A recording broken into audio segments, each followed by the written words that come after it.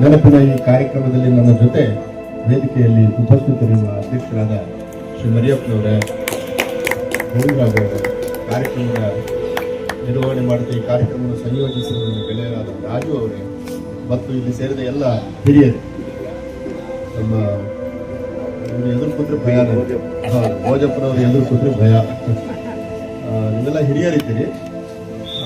ಒಂದೇನೆಂದರೆ ಕುವೆಂಪುನ statue ಇಟ್ಕೊಂಡು ದಿನ ನಾವಿಲ್ಲೆಲ್ಲ ಓಡಾಡ್ತೀವಿ, ಸುತ್ತು ಹೊಡಿತೀವಿ. ಆ ನೆನಪಿಗೆ ಕುವೆಂಪು ಬಗ್ಗೆ ಎರಡು ಮಾತುಗಳನ್ನು ಅವರ ಜನ್ಮದಿನದ ಸಂದರ್ಭದಲ್ಲಿ ನಾವು ಕೇಳುವುದು ಬಹಳ ಔಚಿತ್ಯಪೂರ್ಣವಾದಂಥ ಕೆಲಸ. ಈ ಕೆಲಸವನ್ನು ಮಾಡಿದ ಎಲ್ಲ ಸಂಘಟಕರಿಗೆ ಕೂಡ ನನ್ನ ಕೃತಜ್ಞತೆಗಳು.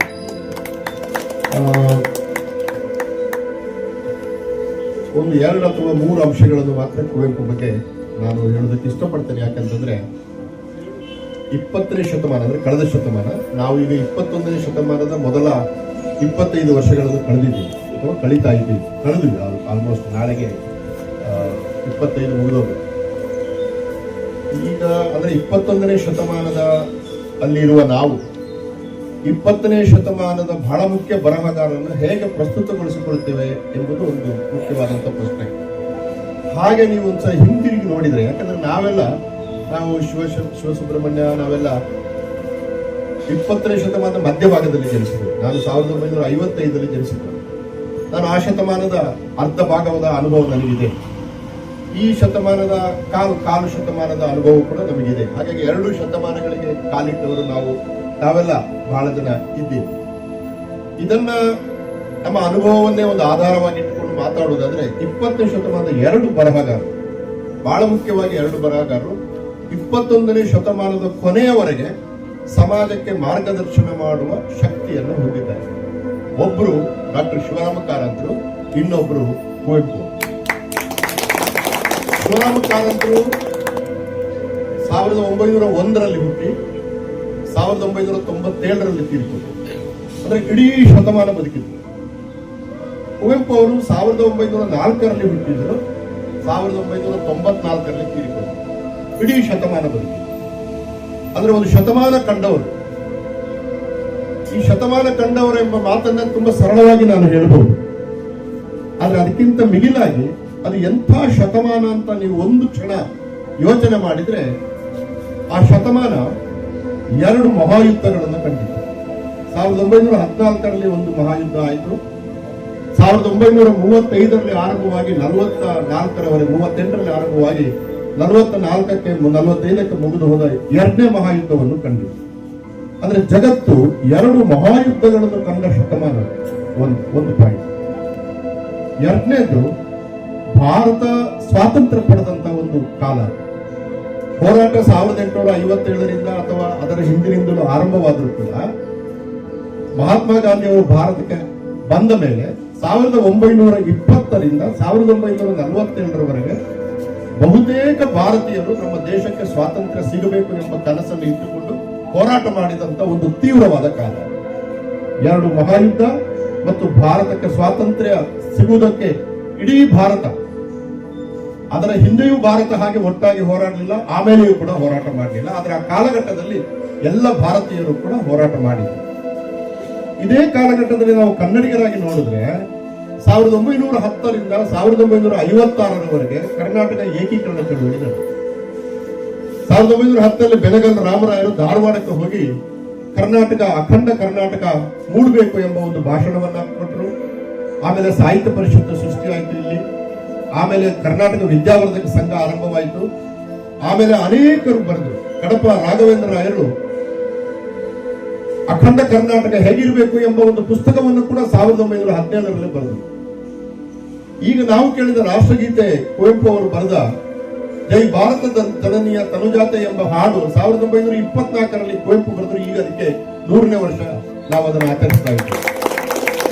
1924ಕ್ಕೆ ಮಹಾತ್ಮ ಗಾಂಧಿ ಅವರು ಕಾಂಗ್ರೆಸ್ ಅಧಿವೇಶನಕ್ಕೆ ಬೆಳಗಾವಿಗೆ ಬಂದರು. ಆವಾಗ ಹುಯಿಲಗೊಳ ನಾರಾಯಣ ರಾಯರು ಉದಯವಾಗಲಿ ನಮ್ಮ ಚೆಲುವ ಕನ್ನಡ ನಾಡು ಎಂಬ ಹಾಡನ್ನು ಹಾಡಿದ್ರು. ಅದನ್ನ ಗಂಗೂಬಾಯಿ ಹಾನಗಲ್ ಅವರು ಅಲ್ಲಿ ಹಾಡಿದ್ರು. ಆ ಹಾಡಿಗೂ 100 ವರ್ಷ ಆಯ್ತು. ನಾನು ಆ ಶತಮಾನದ ಇಂಪಾರ್ಟೆನ್ಸ್ ಅನ್ನು ಹೇಳ್ತಾ ಇದ್ದೇನೆ. ಆಮೇಲೆ ನಮಗೆ ಸ್ವಾತಂತ್ರ್ಯ ಸಿಕ್ತು. ಸ್ವಾತಂತ್ರ್ಯ ಸಿಕ್ಕಿದ ಮೇಲೆ ಸ್ವಾತಂತ್ರ್ಯ ಹೋರಾಟಕ್ಕೆ ಕೆಲಸ ಮಾಡಿದಂತ ಅನೇಕ ಹಿರಿಯರು ಭೋಜಪಣ್ಣಲ್ಲಿ ಇದ್ದಾರೆ.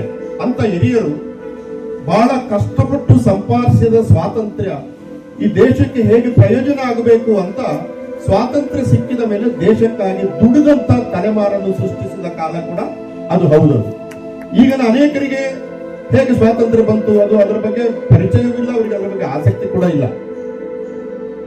ಆದ್ರೆ ಆ ಕಾಲಘಟ್ಟದಲ್ಲಿ ನಾನು ಕೂತುಗುಂಜ ಶಾಲೆಯಲ್ಲಿ ಶಿವಸುಬ್ರಹ್ಮಣ್ಯಂ ಹೇಳಿದೆ, ಕೂತುಗುಂಜ ಶಾಲೆಯಲ್ಲಿ ನಾನು ಓದ್ತಾ ಇದ್ದಾಗ 1958-59 ಇಸವಿಯಲ್ಲಿ ನನ್ನ ಶಾಲೆಯ ಸ್ವಾತಂತ್ರ್ಯ ದಿನಾಚರಣೆಗೆ ಸ್ವಾತಂತ್ರ್ಯ ಹೋರಾಟಗಾರರು ಒಂದು ಭಾಷಣ ಮಾಡಿ ಹೋಗ್ತಾ ಇದ್ದೆ. ಅಂದ್ರೆ ನನ್ನ ತಲೆಮಾರಿಗೆ ಭಾರತದ ಸ್ವಾತಂತ್ರ್ಯಕ್ಕೆ ಹೋರಾಟ ಮಾಡಿದ ಮಹನೀಯರನ್ನು ನೋಡುವ ಭಾಗ್ಯ ಇತ್ತು ನೋಡಿ. ಇವತ್ತು ಇಡೀ ದೇಶದಲ್ಲಿ ಸ್ವಾತಂತ್ರ್ಯ ಹೋರಾಟದಲ್ಲಿ ಪಾಲ್ಗೊಂಡವರು 10ಕ್ಕಿಂತ ಹೆಚ್ಚು ಜನ ಉಳಿದಿಲ್ಲ. ಅಂದ್ರೆ ಅವರ ಏಜ್ ನೋಡಿ 47, ಅಂದ್ರೆ ಅವರು 40ನೇ ಇಸವಿ ಅಷ್ಟಕ್ಕೆ ಹುಟ್ಟಿದ್ರೆ 47ರಲ್ಲಿ ಸ್ವಾತಂತ್ರ್ಯ ಕಂಡಿದ್ದಾರೆ. ನೀವು ಅದನ್ನೇ ಒಂದು ಪ್ರಯಾರಿಟಿ ಆಗಿ ಇಟ್ಕೊಂಡ್ರೆ ಅವರಿಗೆ 90 ವರ್ಷ.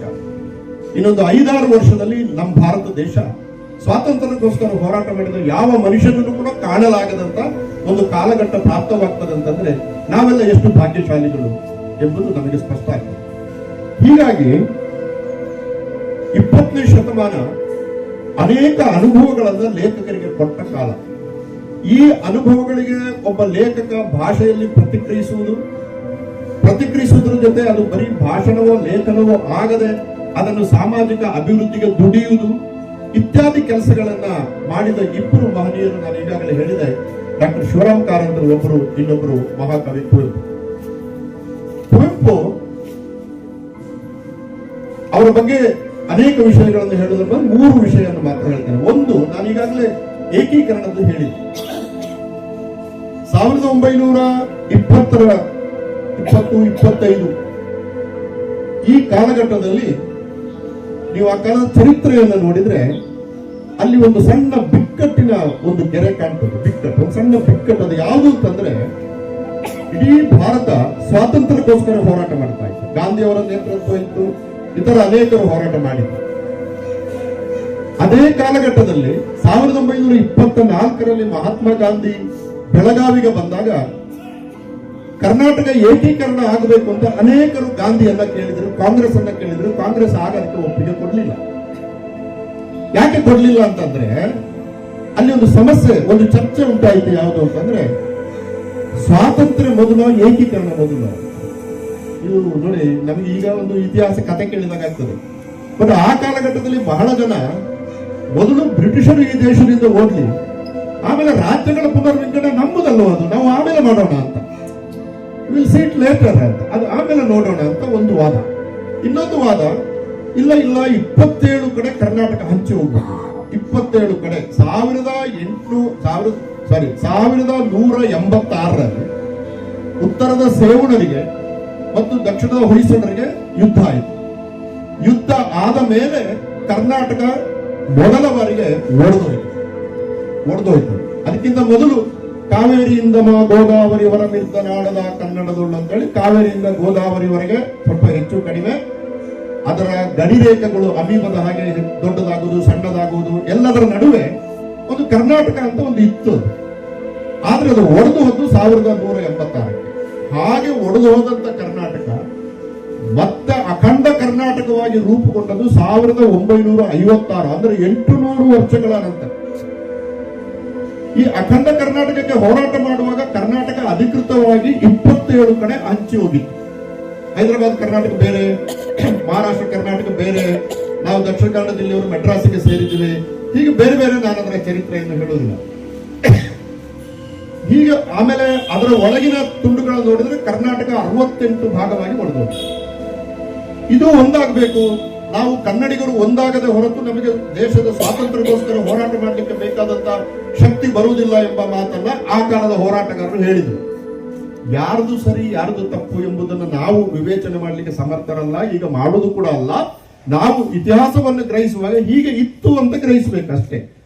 ಆ ಬಿಕ್ಕಟ್ಟು ಬಂದಿತ್ತು ನೋಡಿ. ಆ ಬಿಕ್ಕಟ್ಟು ಬಂದಾಗ ನಿಜವಾಗಲೂ ರಾಷ್ಟ್ರೀಯ ಹೋರಾಟ ಮತ್ತು ಪ್ರಾದೇಶಿಕ ಹೋರಾಟ ಈಗಲೂ ಇದೆ. ಆ ಮಾತುಗಳು ಒಬ್ಬ ಪತ್ರಕರ್ತರು, ನಾನು ರಾಷ್ಟ್ರೀಯವಾದಿ ಪತ್ರಕರ್ತ ಅಂತ ಹಾಕೊಳ್ತೇನೆ, ನೀವು ನೋಡಿರಬೇಕು. ಅಂದ್ರೆ ನಾನು ರಾಷ್ಟ್ರವಾದಿ, ನಾನು ಪ್ರಾದೇಶಿಕವಾದಿ ಅಲ್ಲ ಅಂತ. ಕೆಲವರು ನಾವು ಪ್ರಾದೇಶಿಕವಾದಿಗಳು, ಕನ್ನಡ, ಕರ್ನಾಟಕ, ತಮಿಳು ಇವೆಲ್ಲ ಗಟ್ಟಿ ಅಂದ್ರೆ ದೇಶ ಗಟ್ಟಿ ಆಗ್ತದೆ ಅಂತ ವಾದ. ನಾನು ಆಗಲೇ ಹೇಳಿದಾಗೆ ಮೌಲ್ಯಮಾಪನ ಮಾಡ್ತಾ ಇಲ್ಲ ನಾನು, ಈ ಎರಡು ವಾದಗಳಿವೆ ಅಂತ ತಮ್ಮ ಹಿರಿಯರ ಗಮನಕ್ಕೆ ತರ್ತಾ ಇದೆ. ಈ ಬಿಕ್ಕಟ್ಟು ಸೃಷ್ಟಿ ಆಗ್ತಾ ಆಗ್ತಾ ಆಗ್ತಾ ಇದ್ದಾಗ ಈ ಬಿಕ್ಕಟ್ಟನ್ನ ಅಂದ್ರೆ ರಾಷ್ಟ್ರವಾದ ಮತ್ತು ಪ್ರಾದೇಶಿಕವಾದದ ನಡುವೆ ಹುಟ್ಟಿಕೊಳ್ತಾ ಇದ್ದಂತ ಬಿಕ್ಕಟ್ಟನ್ನ ಪರಿಹಾರ ಮಾಡಿದ ಏಕೈಕ ವ್ಯಕ್ತಿ ಅಂದ್ರೆ ಮಹಾಕವಿ ಕುವೆಂಪು. ಅವರು ಜೈ ಭಾರತ ಜನನೀಯ ತನುಜಾತೆ ಜಯ ಹೇ ಕರ್ನಾಟಕ ಮಾತೆ ಅಂತ ಒಂದು ಮಾತು ಕೊಟ್ರಲ್ಲ, ಒಂದು ಪದ್ಯ ಬರೆದ್ರಲ್ಲ 1924ರಲ್ಲಿ, ಅದು ಮಂತ್ರದ ಹಾಗೆ ಕೆಲಸ ಮಾಡಿ ಮುಂದೆ ನಮಗೆ ಅಖಂಡ ಕರ್ನಾಟಕ ಏಕೀಕರಣ ಆಗುವಲ್ಲಿವರೆಗೆ ಅಥವಾ 1947ರಲ್ಲಿ ಭಾರತಕ್ಕೆ ಸ್ವಾತಂತ್ರ್ಯ ಬರುವಲ್ಲಿವರೆಗೆ ಪ್ರಾದೇಶಿಕ ಮತ್ತು ರಾಷ್ಟ್ರೀಯತೆ ನಡುವೆ ಬಿಕ್ಕಟ್ಟು ಬರಲೇ ಇಲ್ಲ. ಅಂದ್ರೆ ಕುವೆಂಪು ಕೊಡುಗೆ ಒಂದು ದೊಡ್ಡ ಒಂದು ಸಾಲು. ನಮಗೆ ಇವತ್ತು ನಾಡಗೀತೆಯಿಂದ ಹಾಡು ಆರಂಭ ಮಾಡೋಣ ಅಂತ ಅದೊಂದು, ನಾನಂತೂ ದಿನಾ ಹಾಡು ಕೇಳ್ತೇನೆ, ಎಲ್ಲ ಪ್ರೋಗ್ರಾಮಿಗೆ ಹೋದ್ರು ಎದ್ದು ನಿಲ್ಲೋದು ಹಾಡು, ಅದೊಂದು ಅಭ್ಯಾಸ ಆಗ್ಬಿಟ್ಟಿದೆ. ಅದರ ಸಾಲುಗಳಿಗೆ ಅರ್ಥ ಕಳ್ಕೊಂಡಾಗಿ ನಮಗೆ ಅನ್ನಿಸ್ತದೆ ಎಷ್ಟೋ ಬಾರಿ. ಸರ್ವ ಜನಾಂಗದ ಶಾಂತಿಯ ತೋಟ ಅಂತ ಒಂದು ಸಾಲಿದೆ. ಸರ್ವ ಜನಾಂಗದ ಶಾಂತಿಯ ತೋಟ ಅಂದ್ರೆ ಏನು? ಎಲ್ಲಾ ಜನಗಳು ಬದುಕಬೇಕು. ಈ ಗಾರ್ಡನ್ ಆಗಿ ಎಲ್ಲಾ ಬಗೆಯ ಹೂಗಳಿದೆ, ಎಲ್ಲಾ ಬಗೆಯ ಬಣ್ಣಗಳಿದೆ. ಭಾರತ ದೇಶ ಎಂಬುದು ಕುವೆಂಪು ಉದ್ಯಾನದ ಹಾಗೆ ಅದು ಇರಬೇಕು ಎಂಬುದನ್ನ ಹೇಳಿದ್ರು. ಆದ್ರೆ ಬಹಳ ಜನಕ್ಕೆ ಅದನ್ನ ಹೇಳ್ತಾರೆ, ಆಮೇಲೆ ಕೋಮುವಾದದ ಭಾಷಣ ಮಾಡ್ತಾರೆ, ಹೊಡೆದಾಡ್ತಾರೆ, ಎಲ್ಲ ಮಾಡ್ತಾರೆ. ಹಾಡು ಹಾಡಿದಾಗೆ ನಮ್ಮ ಕ್ರಿಯೆಗಳಾಗೆ ಆ ಸಾಹಿತ್ಯಕ್ಕೂ ಕ್ರಿಯೆಗೂ ಸಂಬಂಧ ತಪ್ಪಿ ಹೋದ ಸಂದರ್ಭದಲ್ಲಿ ನಾವು ಗಮನಿಸಬೇಕಾದ್ದು ಜೈ ಭಾರತ ಜನನೀಯ ತನುಜಾತೆ ಜಯ ಹೇ ಕರ್ನಾಟಕ ಮಾತೆ ಎಂಬ ಒಂದು ಸಾಲು ಹೇಗೆ ಬಿಕ್ಕಟ್ಟನ್ನು ಪರಿಹರಿಸಿತು. ಈ ಬಿಕ್ಕಟ್ಟನ್ನು ಪರಿಹರಿಸಿದ ಕುವೆಂಪು ಮುಂದೆ ನಮಗೆ ಇವತ್ತಿಗೆ, ನಾನು ಅದನ್ನು ಹೇಳಿದ್ದೆ, 21ನೇ ಶತಮಾನಕ್ಕೆ ಹೇಗೆ ಮಾರ್ಗದರ್ಶಕ ಆಗ್ತಾರೆ ಕುವೆಂಪು ಅಂತ. ಅವರು ನಮಗೆ ಆಮೇಲೆ ಬರೆದು ಕೊಟ್ಟ ಮಾಹಿತಿ ಯಾವುದು ಅಂತಂದ್ರೆ, ಕರ್ನಾಟಕಕ್ಕೆ ಅತ್ಯಂತ ಅಗತ್ಯವಾಗಿ ಬೇಕಾಗಿರುವ ದ್ವಿಭಾಷಾ ನೀತಿ, 2 ಭಾಷೆ ಸಾಕು ಎಂಬುದನ್ನ ಕುವೆಂಪು 1922ರಿಂದ ಹೇಳಿಕೊಂಡು ಬಂದರು. 2 ಭಾಷೆ ಸಾಕು ನಮಗೆ. ಉತ್ತರದ ಹಿಂದಿ ಬಗ್ಗೆ ಅವರು ಎಷ್ಟು ಕಟುವಾಗಿ ಬರೀತಾರೆ ಅಂತಂದ್ರೆ, ಉತ್ತರದ ಕತ್ತೆ ದಕ್ಷಿಣಕ್ಕೆ ಬಂದ್ರೆ ಕುದುರೆ ಆಗ್ತದ ಅಂತ ಕೇಳ್ತಾರೆ.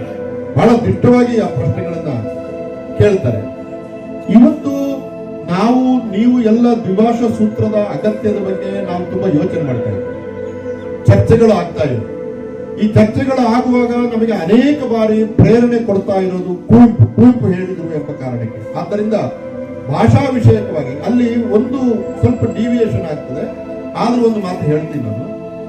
ಈಗ 2011ರ ಜನಗಣತಿಯನ್ನು ನೀವು ನೋಡಿದರೆ,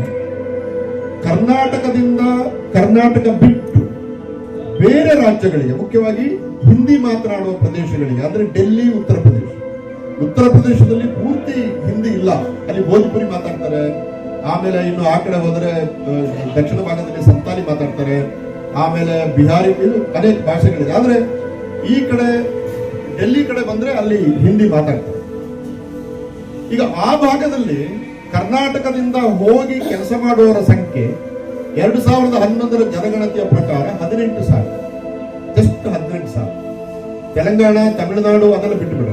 ಆದ್ರೆ ಹಿಂದಿ ಭಾಗಕ್ಕೆ ಹೋಗಿ ಹಿಂದಿ ಮಾತಾಡುವವರು, ಹಿಂದಿ ಮಾತಾಡುವ ಕನ್ನಡಿಗರು, ಅದರಲ್ಲಿ ಮುಖ್ಯವಾಗಿ ಕರ್ನಾಟಕ ಭವನ 3 ಇದೆ, KB1, KB2, KB3 ಇದೆ. ಆಮೇಲೆ ಸೆಂಟ್ರಲ್ ಗವರ್ಮೆಂಟ್ ಕಚೇರಿಗಳಿದ್ದಾವೆ. ಆಮೇಲೆ ಕರ್ನಾಟಕ ಸಂಘ ಇದೆ. ಬೇರೆ ಬೇರೆ ಕಡೆ ಏನು ಗುಡ್ಗಾವ್ನಲ್ಲಿ ಕೆಲವು ಕಂಪನಿಗಳಿದ್ದಾವೆ. ಅಲ್ಲಿ ಎಲ್ಲ ಕೆಲವು ತಂತ್ರಜ್ಞಾನ ನಮ್ಮ ಹುಡುಗರು ಹೋಗಿ ಕೆಲಸ ಮಾಡ್ತಾರೆ. ಅವರ ಎಲ್ಲ ಸಂಖ್ಯೆ ಸೇರಿದ್ರೆ 18,000. ನಾವು ಏನ್ ಮಾಡ್ತಿದ್ದೀವಿ ಅಂದ್ರೆ, ಈ 18,000 ಜನಕ್ಕೆ ಬೇಕಾಗಿ 8 ಲಕ್ಷ ಹುಡುಗರಿಗೆ ಹಿಂದಿ ಕಲಿಸ್ತಾ ಇದ್ದೀವಿ. ಅರ್ಥ ಆಯ್ತಲ್ಲ ನಾನು ಹೇಳ್ತಾ ಇರೋದು? 8 ಲಕ್ಷ ಜನಕ್ಕೆ ಹಿಂದಿ ಕ್ಲಾಸಲ್ಲಿ ಹೇಳಿಕೊಡ್ತೀವಿ. ಅದರಲ್ಲಿ 80,000 ಮಕ್ಕಳು ಫೈಲ್ ಆಗ್ತಾರೆ. ಈ ಸತಿ SSLC ಫೈಲ್ ಆಗ್ತಾರೆ. ಆಮೇಲೆ ಅನೇಕರು ಹಿಂದಿ ಓದ್ತಾರೆ, ಮರೆತು ಬಿಡ್ತಾರೆ. ಹಾಗಾಗಿ ಓದಿ ಮರೀಲಿಕ್ಕೆ ಬೇಕಾದಂತ ಒಂದು ಭಾಷೆಯನ್ನ ನಾವು ಯಾಕೆ ಕಲಿಸಬೇಕು ಎಂಬ ಒಂದು ಪ್ರಶ್ನೆ ಸಹಜವಾಗಿ ನಮಗೆ ಬೇರೆ ಬೇರೆ ಕಡೆ ಬರ್ತದೆ. ಈಗ ನಾನು ಡೆಲ್ಲಿಗೆ ಹೋದಾಗ ನನಗೆ ಹಿಂದಿ ಒಂದು ಚೂರು ಬರ್ತಾ ಇತ್ತು ಅಷ್ಟೇ, ಯಾಕಂದ್ರೆ ನಾವು SSLC ಒಳಗೆ ಹಿಂದಿ ಓದಿದ್ವಿ. ಆದ್ರೆ ಹೋಗಿ ಒಂದು 3 ವಾರದಲ್ಲಿ ಹಿಂದಿ ಕಲ್ತು ಬಿಟ್ರು. ಯಾಕಂದ್ರೆ ಅದು ಅನಿವಾರ್ಯ ಆಗ್ತದೆ. ನೀವು ತರಕಾರಿ ಅಂಗಡಿಗೆ ಹೋದ್ರೆ ಕರ್ನಾಟಕದಲ್ಲಿ ಈ ಸಮಸ್ಯೆ ಇಲ್ಲ. ಕರ್ನಾಟಕದಲ್ಲಿ ನಾವು ಎಷ್ಟು ಬುದ್ಧಿವಂತರು ಅಂತಂದ್ರೆ, ನಾವು ವಲಸೆ ಅಲ್ಲಿಂದ ಬರ್ತಾರಲ್ಲ ಅವನ ಭಾಷೆಯೇ ಮಾತಾಡಿ ಅವನನ್ನು ಸಂತೋಷ ಪಡಿಸೋದನ್ನ ನಮ್ಮ ಭಾಷೆಯನ್ನು ಅವರಿಗೆ ಕಳಿಸ್ಲಿಕ್ಕೆ ಹೋಗುದಿಲ್ಲ. ಇಲ್ಲೇ ನಾನು ಮೊನ್ನೆ ಇಲ್ಲಿ ಹತ್ತಿರ ಹೇರ್ ಕಟ್ ಮಾಡಕ್ ಹೋಗಿದ್ದೆ ಇಲ್ಲಿ. ಆಮೇಲೆ ಅವನು ಕೇಳಿದೆ, ಎಲ್ಲಿ ಏನಪ್ಪ ನಿನ್ನ ಹೆಸರು ಅಂತ. ಅವನಿಗೆ ಕನ್ನಡ ಬರಲ್ಲ. ಅವನು ಡೆಲ್ಲಿಯಿಂದ ಅಂತ ಅಂದ. ಡೆಲ್ಲಿಯಿಂದ ಅಂದಾಗ ನಂಗೆ ಸ್ವಲ್ಪ ರೋಮಾಂಚನ ಆಯ್ತು. ನಾನು ಡೆಲ್ಲಿ ಅವನು ಅಂತೇಳಿ ಮತ್ತೆ ಸ್ವಲ್ಪ ಮಾತಾಡಿದೆ. ಎಷ್ಟು ವರ್ಷ ಆಯ್ತು ಇಲ್ಲಿಗೆ ಬಂದು ಆರ್.ಕೆ. ನಗರಕ್ಕೆ? 12 ವರ್ಷ ಆಯ್ತು. ಅವನು ಕನ್ನಡ ಕಲ್ತಿಯ? ನೈ ಸರ್. ಯಾಕಪ್ಪ 12 ವರ್ಷ ಇಲ್ಲಿ ಇದ್ದು ನಿಂಗೆ 4 ಮಾತು, ಆಮೇಲೆ ಎಲ್ಲರದ್ದು ಹೇರ್ ಕಟ್ ಮಾಡಬೇಕು, ನೀನು ಜನಗಳ ಜೊತೆ ಸಂವಾದ ಇರಬೇಕು. ಯಾಕಂದ್ರೆ ಜरूरत है नहीं सर, सारे लोग हिंदी में बहुत अच्छे से बात करते हैं. ಇದು ಕರ್ನಾಟಕದ ಇವತ್ತಿನ ಸ್ಥಿತಿ. ಅಂದ್ರೆ ನಾವು ನಮ್ಮ ಭಾಷೆಯನ್ನ ಅವರಿಗೆ ಕಲಿಸುವುದರ ಹೊರತಾಗಿ, ಈಗ ನನ್ನ ಮನೆ ನಾವು ಒಬ್ಬರೇ ಇದ್ದೀನಿ, ಝೆಪ್ಟೋದವ್ರು ಏನೇನೋ ತರಿಸ್ತೀನಿ, ಅಮೆಝಾನ್ ಏನೋ ತರಿಸ್ತೀನಿ, ಎಲ್ಲರೂ ನಾನ್ ಕನ್ನಡಿಗರು. ಆಮೇಲೆ ನಾನು ಬೀದರ್ದಿಂದ ಚಾಮರಾಜನಗರದವರೆಗೆ ಸುಮಾರು 24 ಜಿಲ್ಲೆಗಳಿಗೆ ಭೇಟಿ ಕೊಟ್ಟಿದ್ದೇನೆ ಆಲ್ರೆಡಿ. ಇನ್ನೊಂದು 7 ಜಿಲ್ಲೆಗಳಿಗೆ ಇನ್ನೊಂದು ಸ್ವಲ್ಪ ದಿವಸದಲ್ಲಿ, ಈಗ ಮುಂದಿನ ವಾರದಿಂದ ಆರಂಭ ಆಗುತ್ತೆ. ಎಲ್ಲಾ ಕಡೆ ಹೋಟೆಲ್ಗಳಲ್ಲಿ ಇವತ್ತು ಕನ್ನಡಿಗರಿಗೆ ಬಿಸಿನೀರು ಕೊಡಪ್ಪ ಅಂದ್ರೆ ಕ್ಯಾಸ, ಬಿಸಿನೀರು ಕೊಡ, ಮಳೆ ಬರ್ತಾ ಇದೆ, ಗಂಟ್ಲು ಸ್ವಲ್ಪ ಭೂತದಾಗ ನೋಡ್ತಾರೆ. ಆಮೇಲೆ ಗರಂ ಪಾನಿ ಯಾವ ಭಾಷೆ ನಿಂದು ಸರ್? ನೇಪಾಳಿ, ಅಸ್ಸಾಮೀಸ್, ಬಿಹಾರೀಸ್. ನಾವು ಆಮೇಲೆ ಬಿಸಿನೀರಿಗೆ ಏನ್ ಹೇಳ್ಬೇಕಪ್ಪ ನಮ್ಮ ದೇಶದಲ್ಲಿ, ನಮ್ಮ ಊರಿನಲ್ಲಿ ಅಂತ, ಗರಂ ಪಾನಿ ಇದೆ ಟೀಕೆ ಸರ್. ಕೆಲಸಗಾರರು ಬರ್ತಾರೆ, ಕೆಲಸ ಮಾಡ್ತಾರೆ. ನಾನು ಆ ಮೂಲಭೂತ ಸಮಸ್ಯೆ, ಸಂವಿಧಾನ ಅವರಿಗೆ ಕೊಟ್ಟಿರುವ ಹಕ್ಕು, ಅದರ ಬಗ್ಗೆ ಮಾತಾಡ್ತಿಲ್ಲ. ಭಾಷೆ ಏನಾಗ್ತಿದೆ ಅಂತ ಹೇಳುದು. ಇಂಥ ಒಂದು ಸಂದರ್ಭದಲ್ಲಿ ಇವತ್ತು ಭಾಷೆ, ದ್ವಿಭಾಷೆ ಅಂದ್ರೆ ಕನ್ನಡ ಉಳಿಬೇಕು. ಅಂತಾರಾಷ್ಟ್ರೀಯವಾದಂತಹ ಬಹಳ ಮುಖ್ಯವಾದಂತ ಇಂಗ್ಲಿಷ್ ಅನ್ನ ನಮ್ಮ ಮಕ್ಕಳು 1ನೇ ಕ್ಲಾಸಿಂದಲೇ ಕಲಿಬೇಕು. 4ನೇ 5ನೇ ಕ್ಲಾಸಿನವರೆಗಾದ್ರು ಅಥವಾ 7ನೇ ಕ್ಲಾಸಿನವರೆಗಾದ್ರು, ಅಥವಾ ನೀವು ತುಂಬಾ ಉದಾರಿಗಳಾಗಿದ್ರೆ SSLC ವರೆಗಾದ್ರೂ ಕನ್ನಡ ಮಾಧ್ಯಮದಲ್ಲಿ ಓದಬೇಕು. 1ನೇ ಕ್ಲಾಸಿಂದಲೇ ಇಂಗ್ಲಿಷ್ ಅನ್ನ ಚೆನ್ನಾಗಿ ಕಲೀರಿ. ಮತ್ತು 3ನೇ ಭಾಷೆಯಾಗಿ ನೀವು ಹಿಂದಿಯನ್ನ 50 ಮಾರ್ಕಿಗೆ ಕಲೀರಿ. ಹಿಂದಿ ವಿರೋಧ ಇಲ್ಲ, ಯಾಕಂದ್ರೆ ರಾಷ್ಟ್ರೀಯ ಭಾಷೆ ಸ್ವಲ್ಪ ಗೊತ್ತಿದ್ರೆ ಒಳ್ಳೇದು. ಬ್ಯಾಂಕ್ಗಳಿಗೆ ಹೋದ್ರೆ ಹಿಂದಿ ಮಾತಾಡಬೇಕು, ಪೋಸ್ಟ್ ಆಫೀಸ್ಗೆ ಹೋದ್ರೆ ಹಿಂದಿ ಮಾತಾಡಬೇಕು, ಹೋಟೆಲ್ಗಳಿಗೆ ಹೋದ್ರೆ ಹಿಂದಿ ಮಾತಾಡಬೇಕು. ಕನ್ನಡ ಎಲ್ಲಿ ಮಾತಾಡಬೇಕು? ನಾವು ನಮ್ಮ ಮಕ್ಕಳ ಹತ್ರ ನಾವು ಬೇರೆ ಭಾಷೆ ಮಾತಾಡ್ತೀವಿ ಹೆಚ್ಚಿನವರು. ಹಾಗಾಗಿ ಕನ್ನಡಕ್ಕೆ ಕಸ್ಟಮರ್ಸ್ ಇಲ್ಲ, ಇವತ್ತು. ಅಂತ ಒಂದು ಕಾಲಘಟ್ಟದಲ್ಲಿ ಕುವೆಂಪು ಹೇಳಿದಂತ ದ್ವಿಭಾಷಾ ಸೂತ್ರ ಇದೆಯಲ್ಲ, ಅದನ್ನ ನಾವು ಜಾರಿಗೆ ತಂದ್ರೆ, ಅಥವಾ ಸ್ಟೇಟ್ ಎಜುಕೇಶನ್ ಈಗ ಬಂದಿದೆ, ಕರ್ನಾಟಕ ಸ್ಟೇಟ್ ಎಜುಕೇಶನ್ ಪಾಲಿಸಿ ಅಂದ್ರೆ ಜಾರಿಗೆ ಬರಲಿಲ್ಲ. ಆದ್ರೆ ತುಂಬಾ ಒಳ್ಳೆಯ ರಿಪೋರ್ಟ್ ಇದೆ, 1152 ಪುಟದ ಒಂದು ರಿಪೋರ್ಟ್ ಇದೆ. ಅದು ತುಂಬಾ ಚೆನ್ನಾಗಿದೆ. ಭಾಷೆಯನ್ನು ಹೇಗೆ ಕಲಿಬೇಕು, ಇಂಗ್ಲಿಷ್ ಅನ್ನು ಹೇಗೆ ಕಲಿಬೇಕು, ಹಿಂದಿಯನ್ನ ಎಷ್ಟು ಕಲಿಬೇಕು, ಉರ್ದುವನ್ನ ಎಷ್ಟು ಕಲಿಬೇಕು, ಅಥವಾ ನನ್ನ ಮಾತೃಭಾಷೆ ತುಳು, ನಾನು ತುಳು ಕಲಿಬೇಕಂದ್ರೆ ನನಗೆ ಶಾಲೆಯಲ್ಲಿ ತುಳು ಕಲಿಯಲಿಕ್ಕೆ ಒಂದು ಅವಕಾಶ ಇರಬೇಕು. ಏನ್ ತಪ್ಪಲ್ಲ. ನನ್ನ ಕರ್ನಾಟಕದಲ್ಲಿ ಕನ್ನಡ ಬಿಟ್ಟರೆ 230 ಭಾಷೆ ಇದೆ ಬೇರೆ. ಆ ಭಾಷಿಕರಿಗೆ ಅವರ ಭಾಷೆಯನ್ನು ಉಳಿಸಿಕೊಳ್ಳುವ ಹಕ್ಕನ್ನು ಸಂವಿಧಾನ ಕೊಟ್ಟಿದೆ. ಅದನ್ನು ನಾವು ರಾಜ್ಯ ಸರ್ಕಾರ ಮಾಡಲೇಬೇಕು. ಇವೆಲ್ಲ ಕಾಂಪ್ಲೆಕ್ಸಿಟಿಗಳನ್ನ ಅರ್ಥ ಮಾಡಿಕೊಂಡು ರಾಜ್ಯ ಶಿಕ್ಷಣ ನೀತಿ ಬಂದಿದೆ. ನಿನ್ನೆ ಕೂಡ ನಾನು ಒಂದು ಸಭೆಯಲ್ಲಿ ತಾವು ಇದ್ರೆ ನಾನು ಮಾನ್ಯ ಮುಖ್ಯಮಂತ್ರಿಗಳಿಗೆ ಹೇಳಿದೆ, ರಾಜ್ಯ ಶಿಕ್ಷಣ ನೀತಿಯನ್ನ ಜಾರಿಗೆ ತನ್ನಿ, ಕನ್ನಡ ಉಳಿಯುತ್ತದೆ, ನಮ್ಮ ಮಕ್ಕಳು ಒಳ್ಳೆ ಇಂಗ್ಲಿಷ್ ಕಲಿತಾರೆ, ನಮ್ಮ ಮಕ್ಕಳು ಹಿಂದಿಯಿಂದ ಕೂಡ ದೂರ ಹೋಗುದಿಲ್ಲ. ಇಷ್ಟು ಒಳ್ಳೆಯ ಒಂದು ಅಂದ್ರೆ ಇದನ್ನು ಯಾಕೆ ಹೇಳ್ತಿದ್ದೀನಿ ಅಂದ್ರೆ, ಇದರ ಹಿಂದಿನ ಪ್ರೇರಣೆ ಮಹಾಕವಿ ಕುವೆಂಪು. ಭಾಷಾ ನೀತಿಗೆ ಬೇಕಾದಂತ ಪ್ರೇರಣೆ ಇದೆಯಲ್ಲ, ಅದು ಕುವೆಂಪು ಅವರ ಹತ್ರ ಇದೆ ಎಂಬುದನ್ನ ವರದಿಯಲ್ಲಿ ಇದೆ, ನಾವೆಲ್ಲರೂ ಕೂಡ ಅನುಭವಿಸಿದ್ದೇವೆ. ಆದ್ದರಿಂದ ಅವರು ಹೇಳಿದ ಮಾತನ್ನ ನಾವು ಬಹಳ ಗಂಭೀರವಾಗಿ ತಗೋಬೇಕಾಗ್ತದೆ ಭಾಷೆ ವಿಷಯವಾಗಿ. ಮತ್ತೆ ಒಂದು ಪಾಸಿಂಗ್ ಸ್ಟೇಟ್ಮೆಂಟ್ ಆಗಿ ಹೇಳ್ತೀನಿ ನಾನು, ಕನ್ನಡದ ಬಗ್ಗೆ, ಕರ್ನಾಟಕದ ಬಗ್ಗೆ ಮತ್ತು ಕನ್ನಡದ ಬಗ್ಗೆ ಕುವೆಂಪು ಬರೆದಷ್ಟು ಕವನಗಳನ್ನ ಕನ್ನಡದ ಬೇರೆ ಯಾವ ಕವಿಗಳು ಬರೆಯ. Highest number of poem. ಅದು ನೀವೆಟ್ಟುವುದೆಲ್ಲ ಕರ್ನಾಟಕದಿಂದ ಆರಂಭ ಆದ್ರೆ ಎಲ್ಲ ನಾನು ಅದನ್ನ ವಿವರಗಳಿಗೆ ಹೋಗುದಿಲ್ಲ. ಇದು 2ನೇದು. 1ನೇದು ಭಾಷೆಗೆ ಸಂಬಂಧಪಟ್ಟ ಹಾಗೆ. ಇನ್ನೊಂದು ವಿಷಯ ಹೇಳಿ ಬಹುಶಃ ಅದನ್ನು ಉಪನ್ಯಾಸ ನಿಲ್ಲಿಸಬಹುದು. ಉಪ್ಪಿಟ್ಟು ಗೊತ್ತಾ ಸರ್? ಉಪ್ಪಿಟ್ಟು ತಣ್ಣಗೆ ಆಗ್ಬಾರ್ದಲ್ಲ.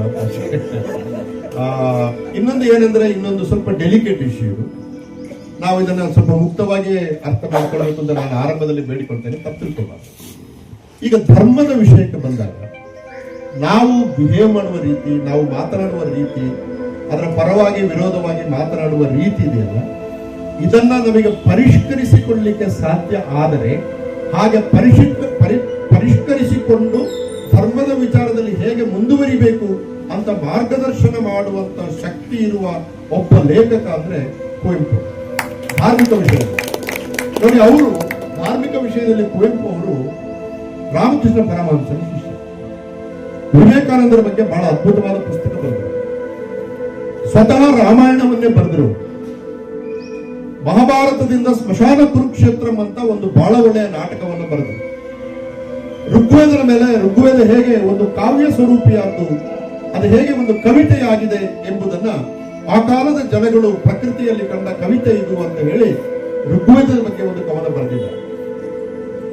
ಅಂದ್ರೆ ಕುವೆಂಪು ಆಗಲಿ, ರಾಮಕೃಷ್ಣ ಪರಮಹಂಸರಾಗಲಿ, ವಿವೇಕಾನಂದರಾಗಲಿ, ಅಥವಾ ಆ ಪರಂಪರೆಯಲ್ಲಿ ಬಂದಂತ ಈವನ್ ಮಹಾತ್ಮ ಗಾಂಧಿ, ಇವರೆಲ್ಲರೂ ನಾವು ಏನು ಕರಿತೀವಿ ಅಂತಂದ್ರೆ ಸುಮಾರಾಗಿ ಉದೀಯಮಾನ ಪರಿಷ್ಕರಣವಾದಿಗಳು. ಉದೀಯಮಾನ ಅಂತ ಯಾಕೆ ಹೇಳ್ತೀವಿ ಅಂತಂದ್ರೆ ಕುವೆಂಪು ಸೇರಿದಾಗ ಇವರು ಎಲ್ಲರೂ ಕೂಡ ಇಂಗ್ಲಿಷ್ ಓದಿದರು. ಮಹಾತ್ಮ ಗಾಂಧಿ ಇಂಗ್ಲಿಷ್ ಓದಿದ್ದಾರೆ, ಫಾರಿನ್ಗೆ ಹೋಗಿ ಓದಿದ್ದಾರೆ, ನೆಹರು ಓದಿದ್ದಾರೆ, ವಿವೇಕಾನಂದರು ಬಹಳ ಒಳ್ಳೆ ಇಂಗ್ಲಿಷ್ ಮಾತಾಡ್ತಾ ಇದ್ದಾರೆ. ರಾಜಾರಾಮ್ ಮೋಹನ್ ರಾಯ್ ಅವರು ನ್ಯೂ ಬ್ರಾಹ್ಮಣಿಕಲ್ ಮ್ಯಾಗಝಿನ್ ಅಂತ ಒಂದು ಪೇಪರ್ ಅನ್ನು ಇಂಗ್ಲಿಷ್ ಅಲ್ಲೇ ತರ್ತಾ ಇದ್ರು. ಅಂದ್ರೆ ಆ ಕಾಲದ ವಿದ್ಯಾವಂತರು ಏನಿದ್ದಾರೆ 1900ರಿಂದ 1940-50ವರೆಗೆ ಕೆಲಸ ಮಾಡಿದಂತ ಭಾರತೀಯ ಇಂಟೆಲೆಕ್ಚುವಲ್ಸ್ ಅಂತ ಹೇಳ್ತೀವಲ್ಲ, ಆ ಕಾಲದ ಎಮರ್ಜಿಂಗ್ ಇಂಟೆಲೆಕ್ಚುವಲ್ಸ್ ಅಂತ, ಉದೀಯಮಾನ ಬುದ್ಧಿಜೀವಿಗಳು ಅಂತ ಕರೀತೀವಿ ಕನ್ನಡದಲ್ಲಿ. ಎಮರ್ಜಿಂಗ್ ಇಂಟೆಲೆಕ್ಚುವಲ್ಸ್ ಏನ್ ಮಾಡಿದ್ರು ಅಂತಂದ್ರೆ ಇಂಗ್ಲಿಷ್ ಅನ್ನು ಚೆನ್ನಾಗಿ ಓದಿದ್ರು. ಇಂಗ್ಲಿಷ್ ಅನ್ನು ಚೆನ್ನಾಗಿ ಓದಿದ ಮೇಲೆ ನಮ್ಮ ಸನಾತನ ಧರ್ಮವನ್ನು ಕೂಡ ಓದಿದರು. ಸನಾತನ ಧರ್ಮವನ್ನು ಓದಿದಾಗ ಅವರಿಗೆ ಬಂದಂತ ಒಂದು ತಿಳುವಳಿಕೆ ಏನು ಅಂತಂದ್ರೆ ನಮ್ಮ ಧರ್ಮ ಚೆನ್ನಾಗಿದೆ, ಆದರೆ ಎಲ್ಲವೂ ಸರಿ ಇಲ್ಲ. ಅದನ್ನು ನಾವು ನಮ್ಮ ಕಾಲಕ್ಕೆ ಬೇಕಾದಾಗ ಪರಿಷ್ಕರಿಸಬೇಕು. ಆದ್ದರಿಂದ ವಿಲಿಯಂ ಬೆಂಟಿಕ್ ಅಂತವರು ಹೆಣ್ಣು ಮಕ್ಕಳು ಬೆಂಕಿಗೆ ಹಾರುವುದನ್ನ ಇಂಗ್ಲಿಷ್ ಅಧಿಕಾರಿಯ ಸಹಾಯದಿಂದಲೇ ನಿಲ್ಲಿಸಿದ್ರು. ಅಂಬೇಡ್ಕರ್ ಅಂತವರು ಜಾತಿ ಸಮಾಜ ಹುಟ್ಟು ಹಾಕಿದಂತ ಅನಾಹುತಗಳ ಬಗ್ಗೆ ನೇರವಾಗಿ ಬರೆದರು. ಎಲ್ಲಿವರೆಗೆ ಬರೆದರು ಅಂತಂದ್ರೆ ಮನುಸ್ಮೃತಿಗೆ ಬೆಂಕಿ ಕೂಡ ಹಾಕಿದ್ರು.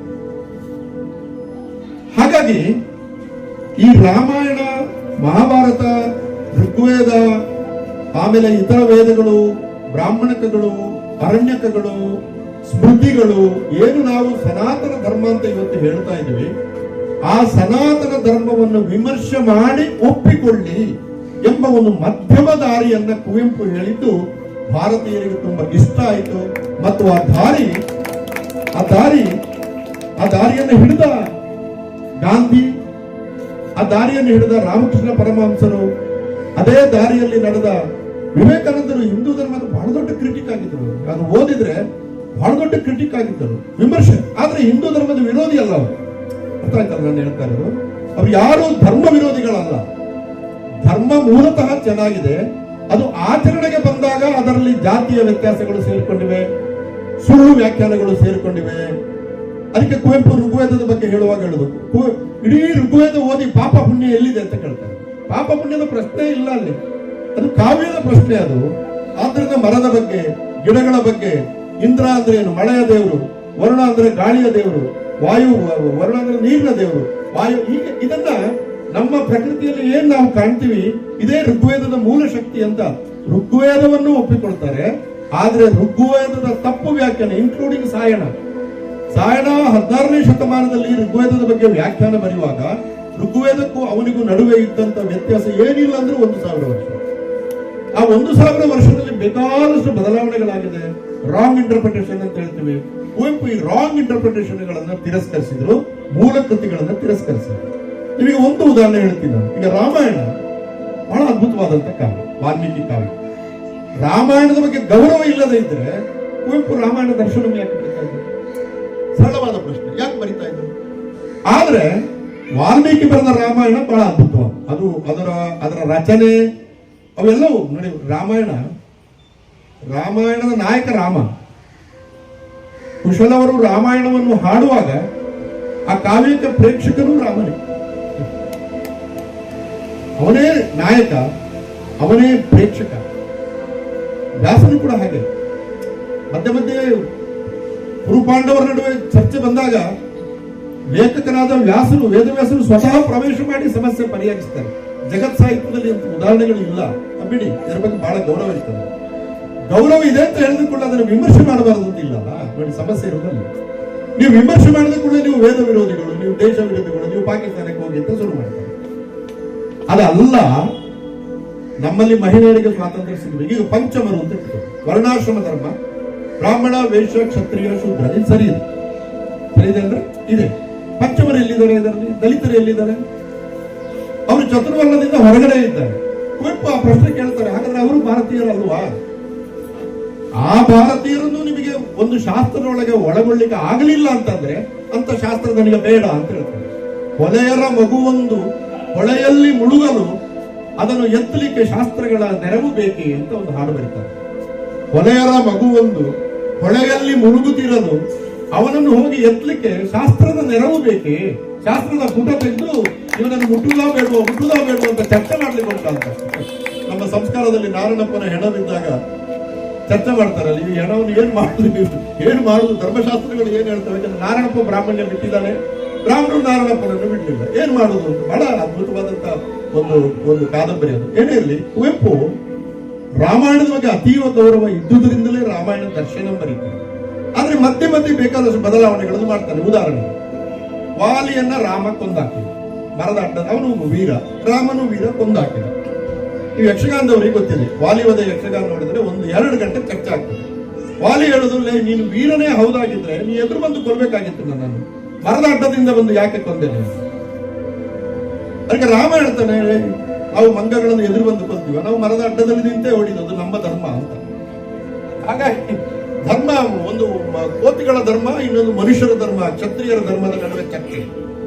ಕುವೆಂಪು ಆ ಚರ್ಚೆಯನ್ನು ಎತ್ತಿಕೊಂಡು ಕೊನೆಗೆ ಒಂದೇ ಒಂದು ಮಾತು ಹೇಳ್ತಾರೆ ಅವರು. ರಾಮ ವಾಲಿ ಎದುರು ನಿಂತು ಮನ್ನಿಸೆನ್ನಂ ಮಹಾವೀರ, ಎಂಥ ಮಾತು, ಒಂದೇ ಒಂದು ಸಾಲ, ಮನ್ನಿಸೆನ್ನಂ ಮಹಾವೀರ, ಮಹಾವೀರನಾದ ವಾಲಿಯೇ ನನ್ನನ್ನು ಕ್ಷಮಿಸು. ಕ್ಷಮೆ ಕೇಳಿ ರಾಮ ದೊಡ್ಡವನು. ಕುವೆಂಪುನ ರಾಮನ ಕಲ್ಪನೆ ಅಂತದ್ದು, ಉದಾತ್ತ ರಾಮನ ಕಲ್ಪನೆ ಅಂತದ್ದು. ನಾನು ವರ್ಣಾಶ್ರಮ ಧರ್ಮ ನೋಡಿ, ಅದಕ್ಕೆ ಆಪೋಸಿಟ್ ಆದ ಇನ್ನೊಂದು ಉದಾಹರಣೆ ಹೇಳಿ ನನ್ನ ಉಪನ್ಯಾಸ ನಿಲ್ಲಿಸ್ತೇನೆ. ಈಗ ಶೂದ್ರ ತಪಸ್ಸು ಕುವೆಂಪುನ ಬಹಳ ಪ್ರಸಿದ್ಧವಾದ ನಾಟಕ. ಶೂದ್ರ ಶಂಭೂಕನ ವಧೆಯ ಕತೆ ಮೂಲ ರಾಮಾಯಣದಲ್ಲಿ ಇಲ್ಲ. ನಾನು ಕನ್ನಡ ಅನುವಾದದಲ್ಲಿ ಓದಿದ ಹಾಗೆ ಮೂಲ ರಾಮಾಯಣದಲ್ಲಿ ಇಲ್ಲ. ಮತ್ತು ನನ್ನ ಒಂದು ಕಾಮನ್ ಸೆನ್ಸ್ ಹೇಳಿದ ಹಾಗೆ ವಾಲ್ಮೀಕಿ ಅಂತ ಒಬ್ಬ ಮಹಾಪ್ರತಿಭೆಯ ಕವಿ ಶೂದ್ರನ ತಲೆ ಕಡಿಯುವ, ರಾಮ ಶೂದ್ರ ವಿದ್ಯೆ ಕಲಿತದಕ್ಕೆ ತಲೆ ಕಡಿಯುವಂತ ಕಥೆ ಬರಿಲ್ಲ. ಅಷ್ಟು ಸಣ್ಣವ ಅಲ್ಲವೇ ಅವ ವಾಲ್ಮೀಕಿ, ಅಷ್ಟು ಸಣ್ಣವ ಅಲ್ಲವೇ ಅಲ್ಲ. ಅವ ಅಷ್ಟು ಸಣ್ಣ ಹೃದಯದವನಾಗಿದ್ರೆ ಅವನಿಗೆ ರಾಮಾಯಣ ಬರೀಲಿಕ್ಕೆ ಆಗ್ತಿರಲಿಲ್ಲ. ಶೂದ್ರನಿಗೆ ಮಹಾಕಾವ್ಯ ಬರೀಲಿಕ್ಕೆ ಬರಲ್ಲ. ಮಹಾಕಾವ್ಯ ಬರಿಬೇಕಾದ್ರೆ ಒಂದು ಔನ್ನತ್ಯ, ಒಂದು ಉದಾತ್ತ ಮನೋಭಾವ ಅವೆಲ್ಲ ಇರಬೇಕಾಗ್ತದೆ. ಮೂಲ ರಾಮಾಯಣದಲ್ಲಿ ಅಂದ್ರೆ 8ನೇ ಶತಮಾನದಲ್ಲಿ ರಾಮಾಯಣಕ್ಕೆ ಸೇರಿಸಲಾದ ರಾಮಾಯಣ. ಇದರ ಬಗ್ಗೆ ತುಂಬಾ ಚರ್ಚೆ ಆಗಿದೆ. ಮಾಸ್ತಿಯವರು, ಕನ್ನಡದಲ್ಲಿ ಸಂಸ್ಕೃತ ಪಂಡಿತರು ಎಲ್ಲರೂ ಚರ್ಚೆ ಮಾಡಿ 8ನೇ ಶತಮಾನದಲ್ಲಿ ಒಂದು ರಾಮನ ಕಥೆ ಅಂತೇಳಿ ರಾಮನ ಪಾತ್ರಕ್ಕೆ ಒಂದು ಕಥೆಯನ್ನು ಸೇರಿಸಿದರು. ಒಬ್ಬ ಬ್ರಾಹ್ಮಣ ಸತ್ತು ಹೋದ ಮಗುವನ್ನು ಎತ್ತಿಕೊಂಡು ಬರ್ತಾನೆ. ರಾಮ ಕೇಳ್ತಾನೆ, ಏನಾಯ್ತಪ್ಪ? ಏನಾಗುದು? ನಿನ್ನ ರಾಜ್ಯದಲ್ಲಿ ಆಗಬಾರದ ಅನಾಹುತ ಆಗ್ತದೆ, ಅಧರ್ಮ ಆಗ್ತಾ ಇದೆ, ಆ ಅಧರ್ಮದಿಂದಾಗಿ ನನ್ನ ಮಗ ಸತ್ತು ಹೋದ. ಅಯ್ಯೋ, ನನ್ನ ಕಾಲದಲ್ಲಿ ಅನ್ಯಾಯವೇ? ಏನಾಯಿತು? ಏನಿಲ್ಲ, ಒಬ್ಬ ಶೂದ್ರದ ವಿದ್ಯೆ ತಪಸ್ಸು ಮಾಡ್ತಾ ಇದ್ದಾನೆ. ನೋಡಿ ಸಮಸ್ಯೆ ಗೊತ್ತಾಯ್ತಲ್ಲ. ಶೂದ್ರ ತಪಸ್ಸು ಮಾಡಿದ್ರೆ, ಶೂದ್ರ ವಿದ್ಯಾವಂತನಾದ್ರೆ ಬ್ರಾಹ್ಮಣನ ಮಗ ಸಾಯಿಸ್ತಾನೆ ಎಂಬುದು ಒಂದು. ಆದ್ದರಿಂದ ಇವ ಬದುಕಬೇಕಾದ್ರೆ ಇವ ಕಲಿಬಾರದು, ಇವ ಕಲ್ತ್ರೆ ಇವ ಸಾಯ್ತಾನೆ. ಇದು 8ನೇ ಶತಮಾನದಲ್ಲಿ ರಾಮಾಯಣಕ್ಕೆ ಸೇರಿಸಲಾದ, ಖಂಡಿತವಾಗಲು ವಾಲ್ಮೀಕಿ ಬರೆಯದೇ ಇದ್ದ ಒಂದು ಕಥೆ. ಆಯ್ತು, ರಾಮ ಕೇಳ್ತಾನೆ, ಹಾಗಾದ್ರೆ ನೀನು ದೂರು ಪರಿಶೀಲನೆ ಮಾಡೋಣ ಅಂತ ಮೂಲದ ಹೇಳಿದ್ರು. ಹೋಗ್ತಾನೆ, ಹೋಗಿ ರಾಮ ಚಂದ್ರಹಾಸವನ್ನ ಖಡ್ಗವನ್ನು ಹಿಡಿದು ಕೇಳ್ತಾನೆ, ಯಾರು ನೀನು? ಶೂದ್ರ ಯೋನಿಯೋ ಪ್ರಸೂತೋ ಅಸ್ಮಿ ರಾಜ ಶೂದ್ರಕೋ ನಾಮ ಅಂತ ಹೇಳ್ತಾನೆ. ನಾನು ಶೂದ್ರ ಯೋನಿಯಲ್ಲಿ ಜನಿಸಿದವನು, ನನ್ನ ಹೆಸರು ಶೂದ್ರಕ. ನೀನು ಶೂದ್ರ ಯೋನಿಯಲ್ಲಿ, ನೋಡಿ ನೀನು ಯಾರು ಅಂತ ಕೇಳುವಾಗ ನಾನು ಪುರುಷೋತ್ತಮ ಅಂತ ಹೇಳಿದ್ರು ಸಾಕು. ನಾನು ಶೂದ್ರ ಯೋನಿಯಲ್ಲಿ ಜನಿಸಿದವನಂತ ಯಾಕೆ ಹೇಳ್ಬೇಕು ಅಲ್ವಾ? ಯಾಕೆ ಹೇಳ್ಬೇಕು? ಅದು ಹೇಳಬೇಕಾಗಿದ್ದಂತ ಒಂದು ಕಾಲಘಟ್ಟವನ್ನು ನಮ್ಮ ಭಾರತ ಆಕಾರದಲ್ಲಿ ಕಂಡಿತು. ಆದ್ರಿಂದ ಶೂದ್ರ ಯೋನಿಯೋ ಪ್ರಸೂತೋ ಅಸ್ಮಿ ರಾಜ ಶೂದ್ರಕೋ ನಾಮ ಅಂತ ಹೇಳಿದ ತಕ್ಷಣ ಶೂದ್ರನಾದ ನಿನಗೆ ವಿದ್ಯೆ ಕಲಿಯುವ ಹಕ್ಕು ಎಲ್ಲಿಂದ ಬಂತು ಅಂತ ಅವನ ತಲೆಯನ್ನ ಕತ್ತರಿಸ್ತಾನೆ. ಶೂದ್ರನ ತಲೆ ಕೆಳಗೆ ಬಿದ್ದ ಕೂಡಲೇ ಸತ್ತು ಬಿದ್ದ ಬ್ರಾಹ್ಮಣ ಗೆದ್ದು ನಿಲ್ತಾನೆ. ಇದು 20ನೇ ಶತಮಾನದಲ್ಲಿ ಇಂಗ್ಲಿಷ್ ಓದಿದ ತಿಳುವಳಿಕೆ ಇರುವ ನಿಮಗೆ, ನನಗೆ, ಯಾರಿಗೂ ಇಷ್ಟ ಆಗುವಂತ ಒಂದು ಘಟನೆ ಅಲ್ಲ ಇದು. ಬ್ರಾಹ್ಮಣನಿಗೂ ಇಷ್ಟ ಆಗೋದಿಲ್ಲ ಈ ಕಾಲದ, ಒಬ್ಬ ಶೂದ್ರನಿಗೂ ಕೂಡ ಇಷ್ಟ ಆಗದೇ ಇರುವಂತ ಒಂದು ಘಟನೆ. ಕುವೆಂಪು ಏನ್ ಮಾಡ್ತಾರೆ ಅದನ್ನ ಬಹಳ ಅದ್ಭುತವಾಗಿ ಅಲ್ಲಿ ಹೋಗ್ತಾರೆ. ಇವನ ಅಧರ್ಮಿ ಹೇಳ್ತಾನೆ, ಏನಪ್ಪಾ ಬ್ರಾಹ್ಮಣ ಇವನ ಅಧರ್ಮಿ, ಹೌದು ಕೊಲ್ಲು ಹೊಡೆ, ಬಹಳ ಚೆನ್ನಾಗಿದೆ ಹೊಡೆ ಹೊಡೆ, ನಿನ್ನಲ್ಲಿರುವ ದಿವ್ಯಾಸ್ತ್ರವನ್ನು ತೊಡು. ಆಯ್ತು ಇವನನ್ನು ನಾನು ಕೊಲ್ತೇನೆ ಅಂತ ಬ್ರಹ್ಮಾಸ್ತ್ರವನ್ನು ರಾಮ ಹೊಡಿತಾನೆ, ಕೊಲ್ಲು ಇವನಿಗೆ. ಆ ಬ್ರಹ್ಮಾಸ್ತ್ರ ಶೂದ್ರಕನನ್ನು ಕೊಲ್ಲುದಿಲ್ಲ.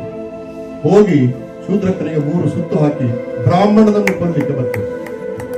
ಬ್ರಾಹ್ಮಣ ಓಡ್ತಾನೆ, ರಾಮ ಏನಾಗ್ತಾ ಇದೆ? ನಾನು ಏನ್ ಹೇಳಿದಪ್ಪ, ಅನ್ಯಾಯ ಮಾಡಿದವನನ್ನು ಕೊಲ್ಲು ಅಂತ ಹೇಳಿದೆ. ಆ ಬಾಣಕ್ಕೆ ಅನ್ಯಾಯ ಮಾಡಿದವ ಯಾರು ಅಂತ ಗೊತ್ತಾಗಿದೆ, ನಾನೇನ್ ಮಾಡ್ಲಿ ಅಂತ.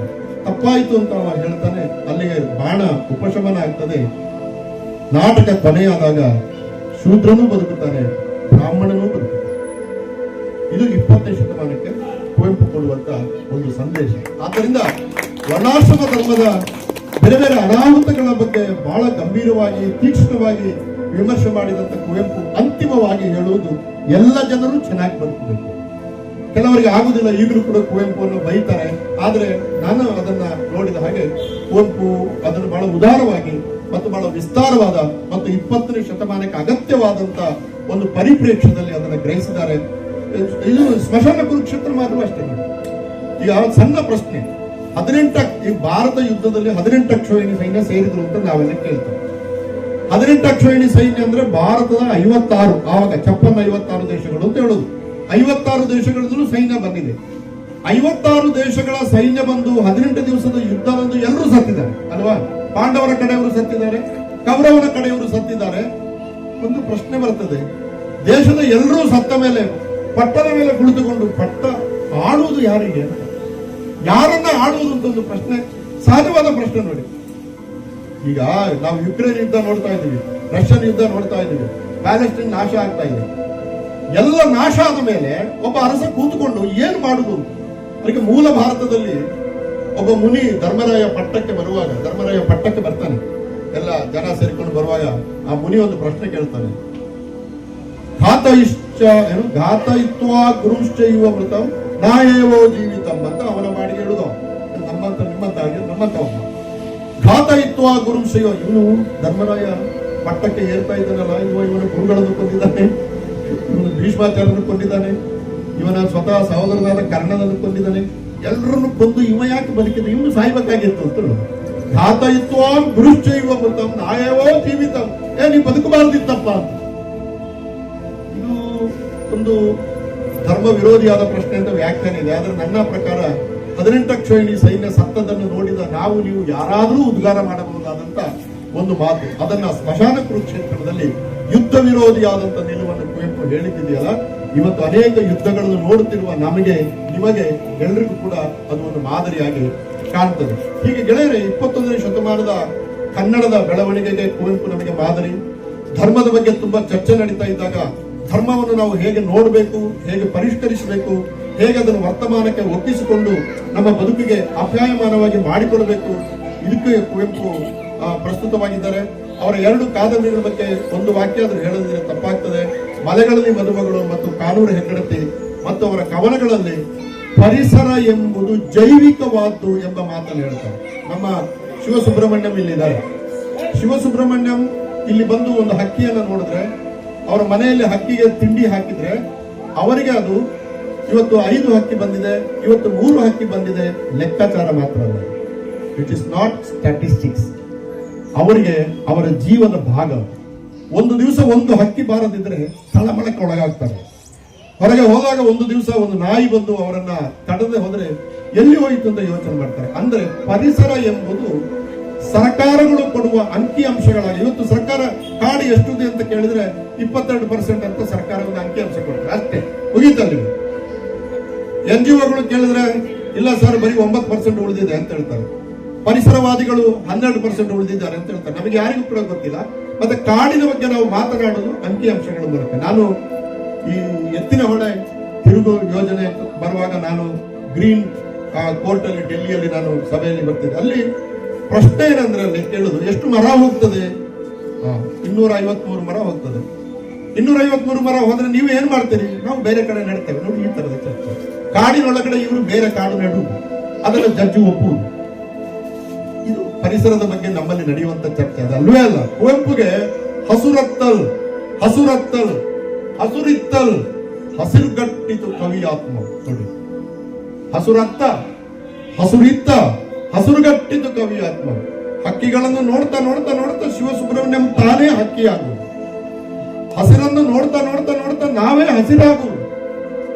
ಕಾಡನ್ನು ನೋಡ್ತಾ ನೋಡ್ತಾ ನೋಡ್ತಾ ಭವ್ಯತೆಗೆ ನಮ್ಮನ್ನು ನಾವು ಕೊಟ್ಟುಕೊಂಡು ಈ ಮರದಿಂದ ದೊಡ್ಡವನಲ್ಲ ನಾನು ಸದಾ ಚಿಕ್ಕವನೇ ಎಂಬ ಭಾವ ನಮ್ಮಲ್ಲಿ ಮೂಡುವುದಿದೆಯಲ್ಲ, ಇದು ಪ್ರಕೃತಿ ಮನುಕುಲಕ್ಕೆ ಕಲಿಸಿಕೊಡುವ ಭಾಗ. ಹೂವಯ್ಯನಿಗೆ ದೈವ ದರ್ಶನ ಆಗುವುದು ಬೆಟ್ಟದ ತುದಿಯಲ್ಲಿ. ಕಾನೂರು ಹೆಗ್ಗಡತಿಯ ಹೂವಯ್ಯನಿಗೆ ದೈವ ದರ್ಶನ ಆಗಬೇಕಂದ್ರೆ ಬೆಟ್ಟದ ತುದಿ. ಹಾಗಾಗಿ ಪ್ರಕೃತಿಯನ್ನ ಒಂದು ಜೀವಂತ ಶಕ್ತಿಯಾಗಿ ಆತ್ಮಶ್ರೀ ಎಂಬ ಪದವನ್ನ ಕುವೆಂಪು ಬಳಸ್ತಾರೆ. ಆತ್ಮಶ್ರೀ ಅಂತ. ಆತ್ಮಶ್ರೀಯ ಔನ್ನತ್ಯಕ್ಕೆ ಪರಿಸರ ಬೇಕು ಎಂಬ ಒಂದು ಸತ್ಯವನ್ನ ಕುವೆಂಪು 2 ಕಾದಂಬರಿಗಳ ಮೂಲಕ, ನೂರಾರು ಕವಿತೆಗಳ ಮೂಲಕ ಹೇಳಿದ್ದಾರೆ. ಇವತ್ತಿನ ಜಗತ್ತು ಎದುರಿಸಿರುವ ಬಹಳ ದೊಡ್ಡ ಸಮಸ್ಯೆ ಮತ್ತು ಬಹಳ ಕಡಿಮೆ ಚರ್ಚೆ ಆಗುತ್ತಿರುವಂತದ್ದು ಪರಿಸರ ನಾಶ. ಇನ್ನೊಂದು 50 ವರ್ಷದಲ್ಲಿ ಏನಾಗ್ತಾರೆ ಅಂತ ನಮಗೆ ಊಹಿಸಲಿಕ್ಕೆ ಸಾಧ್ಯ ಇಲ್ಲದಷ್ಟು ಪರಿಸರ ಹಾಳಾಗಿದೆ. ಆದ್ರೆ ಯಾರು ಚರ್ಚೆ ಮಾಡ್ತಾ ಇಲ್ಲ. ನಮ್ಮ ಪಠ್ಯ ಪುಸ್ತಕಗಳಲ್ಲಿ ಪರಿಸರದ ಬಗ್ಗೆ ಪಠ್ಯಕ್ರಮಗಳಿಲ್ಲ. ನಾವು ಮಕ್ಕಳಿಗೆ ಏನು ಹೇಳ್ತಾ ಇಲ್ಲ. ಆದ್ರೆ ಅದು ನಿರಂತರವಾಗಿ ನಾಶ ಆಗ್ತಾ ಇದೆ. ಈಗ ಶರಾವತಿ ತಿರುವು ಯೋಜನೆ ಬರ್ತಾ ಇದೆ. ಶರಾವತಿ ತಿರುವು ಯೋಜನೆ ಬಂದ್ರೆ ಎಷ್ಟೊಂದು, ಯಾರಿಗೋಸ್ಕರ, ಯಾತಕ್ಕೋಸ್ಕರ? ಕೋಲಾರಲ್ಲಿ ನೀರಿಲ್ಲ ಅಂತ. ಕೋಲಾರದಲ್ಲಿ ನೀರಿಲ್ಲದೆ ಆಗಿದ್ರೆ ಒಂದು ಕಾಲದಲ್ಲಿ ತಲಕಾಡು ಗಂಗರದಲ್ಲಿ ಕ್ಯಾಪಿಟಲ್ ಯಾಕೆ ಮಾಡ್ತಾ ಇದ್ರು? ರಾಜಧಾನಿಯಾಗಿ ಯಾಕೆ ಮಾಡಿದ್ರು? ಅಂದ್ರೆ ನೀರು ಇತ್ತು. ನಮ್ಮ ದುರಾಸೆಯಿಂದ ಆ ನೀರನ್ನು ನಾವು ನಾಶ ಮಾಡಿದ್ದೇವೆ. ಕೆರೆಗಳನ್ನು ಮುಚ್ಚಿ ಸೈಟ್ಗಳನ್ನು ಮಾಡಿದ್ದೇವೆ. ರಿಯಲ್ ಎಸ್ಟೇಟ್ ಬಿಸ್ನೆಸ್ ಮಾಡ್ಕೊಂಡಿದ್ದೇವೆ. ಈಗ ನೀರಿಲ್ಲ ಅಂತ ಬರ್ಕೊಂಡ್ರೆ ಏನ್ ಮಾಡ್ಬೇಕು? ಹೀಗೆ ಪರಿಸರದ ಸಮಸ್ಯೆ ಬಹಳ ದೊಡ್ಡದಾಗಿದೆ. ಅದನ್ನ ಬಹಳ ಚೆನ್ನಾಗಿ ಕುವೆಂಪು ಅವರು ನೇರವಾಗಿ ಅಲ್ಲ, ಪರಿಸರದ ಬಗ್ಗೆ ಒಂದು ಲೇಖನ ಬರೆಯುವುದು ಬೇರೆ, ಪರಿಸರದ ಬಗ್ಗೆ ಒಂದು ಕಾದಂಬರಿ ಬರೆಯುವುದು ಬೇರೆ. ಆ 2 ಬೃಹತ್ ಕಾದಂಬರಿಗಳಲ್ಲಿ ಒಂದು ಜಿಗಣೆಗೆ ಕೂಡ ಮಹತ್ವ ಇದೆ. ಒಂದು ಜಿಗಣೆಗೆ ಕೂಡ ಮಹತ್ವ ಇದೆ. ಮಲೆಗಳಲ್ಲಿ ಮದುಮಗಳಲ್ಲಿ ಒಂದು ನಾಯಿಗೆ ಕೂಡ ಮಹತ್ವ ಇದೆ. ಹಾಗಾಗಿ ಪ್ರಕೃತಿಯ ಎಲ್ಲ ವಸ್ತುಗಳಿಗೂ ಕೂಡ ಮಹತ್ವ ತಂದು ಅದನ್ನು ಬದುಕಿನ ಭಾಗವಾಗಿ ಮಾಡಿದಾಗಲೇ ಆತ್ಮಶ್ರೀ, ಆತ್ಮೋನ್ನತಿ ಆಗ್ತದೆ ಎಂಬ ಮಾತನ್ನ ಕುವೆಂಪು ಮತ್ತೆ ಹೇಳಿದ್ದಾರೆ. ಹೀಗಾಗಿ ಗೆಳೆಯರೇ, 3 ವಿಷಯ ಹೇಳಿದ ನಾನು. ಒಂದು, ಭಾಷಾ ವಿಷಯಕವಾಗಿ ಕುವೆಂಪು ಅವರ ದಾರ್ಶನಿಕತೆ ನಮಗೆ ಬಹಳ ಮುಖ್ಯ. ಇವತ್ತು ಬಹಳ ಬಿಕ್ಕಟ್ಟನ್ನು ಎದುರಿಸುತ್ತಿರುವ ಧರ್ಮದ ವಿಷಯಕ್ಕೆ ಕುವೆಂಪು ನಮಗೆ ನಿಜವಾಗಲೂ ಮಾರ್ಗದರ್ಶನ ಮಾಡಬಲ್ಲರು. ಪರಿಷ್ಕರಿಸಿ ಒಪ್ಪಿಕೊಳ್ಳಿ ಎಂಬುದನ್ನು ನಾವೆಲ್ಲರೂ ಕೂಡ ಒಪ್ಪಿಕೊಳ್ಬೇಕಾಗ್ತದೆ. ಇದ್ದದನ್ನು ಇದ್ದ ಹಾಗೆ ಒಪ್ಪಿಕೊಂಡ್ರೆ ಮಹಿಳೆಯರು ಹೊರಗೋಗ್ತಾರೆ, ದಲಿತರು ಹೊರಗೋಗ್ತಾರೆ, ಬಹಳ 80% ಇರುವ ಶೂದ್ರರು ಹೊರಗೆ ಹೋಗ್ತಾರೆ. ಮತ್ತೆ ಯಾರನ್ನು ಕಟ್ಟಿಕೊಂಡು ದೇಶ ಕಟ್ಟೋದು? ಕಾಲ ಬದಲಾಗಿದೆ. ಈ ಬದಲಾದ ಕಾಲಘಟ್ಟದ ಅವಶ್ಯಕತೆಗಳನ್ನು ನಾವೆಲ್ಲ ಅರ್ಥ ಮಾಡಿಕೊಳ್ಬೇಕು. ಆ ವಿಷಯದಲ್ಲಿ ಕುವೆಂಪು ನಮಗೆ ಮಾರ್ಗದರ್ಶಕ ಸೂತ್ರಗಳನ್ನು ಹೇಳಿದ್ದಾರೆ.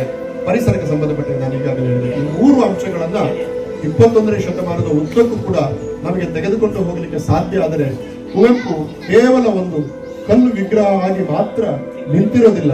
ನಮ್ಮ ಹೃದಯದ ಒಳಗಡೆ ಒಂದು ಶಕ್ತಿಯಾಗಿ ಸದಾ ದೇದೀಪ್ಯಮಾನವಾಗಿ ನಮಗೆ ಮಾರ್ಗದರ್ಶನ ಮಾಡ್ತಾರೆ. ಅದು ಆಗಲಿ ಅಂತ ಹೇಳಿ ಇಷ್ಟು ಮಾತಾಡಲಿಕ್ಕೆ ಅವಕಾಶ ಕೊಟ್ಟ ನಿಮ್ಗೆಲ್ಲರಿಗೂ ಕೂಡ ಕೃತಜ್ಞತೆಗಳು.